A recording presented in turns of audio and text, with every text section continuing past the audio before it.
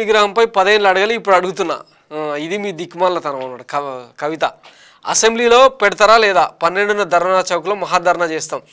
ప్రభుత్వ ప్రోగ్రాంకు ప్రియాంకను ఎట్లా పిలుస్తారు? అసలు విధి ఎంత విచిత్రమైందో చూడండి. ధర్నా చౌక్ ఎత్తేసి ఇప్పుడు అదే ధర్నా చౌక్లో కాంగ్రెస్ ప్రభుత్వం అనుమతించింది, ఈమె ధర్నా చేస్తుందంట. ఏం చెప్తుందో మరి? వాళ్ళ నాయన సర్కారులో ధర్నా చౌక్ ఎందుకు ఎత్తేసినాం అని అడిగితే ఏం చెప్తుందో, 10 ఏళ్ళు పూలే విగ్రహం గురించి ఎందుకు మాట్లాడలేదని అడిగితే ఏం చెప్తుందో. ఇక్కడ ఒక కార్టూన్ వేసిండ్రు, ఒకసారి చూడండి. గతంలో అంటే బీఆర్ఎస్ కాంగ్రెస్ మీద వేసిన రాళ్ళు అంటే 1-2 అయితే ఇప్పుడు బీఆర్ఎస్ మీద పడుతున్న రాళ్ళు ఇన్ని అనమాట.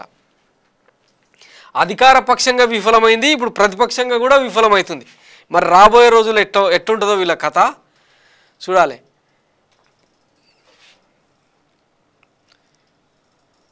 ఈమెకు కౌంటర్గా బీసీలు మీకు ఇప్పుడు యాదికి వచ్చిండ్రా, ముందు నీ అన్నను దించి బీఆర్ఎస్ వర్కింగ్ ప్రెసిడెంట్గా బీసీని చేయి. భద్రాద్రి రాముడికి నీ అన్న కొడుకు ఏ హోదాలో పట్టువస్త్రాలు ఇస్తుండు? కవితకు మంత్రి కొండా సురేఖ కౌంటర్.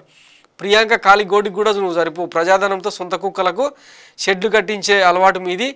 ఎమ్మెల్సీ కవితపై మంత్రి సీతక్క ఫైర్. ప్రజాప్రభుత్వంపై ఇష్టం వచ్చినట్టు మాట్లాడితే ఊరుకోబోమని హెచ్చరిక. కౌంటర్ ఎన్కౌంటర్ అనమాట.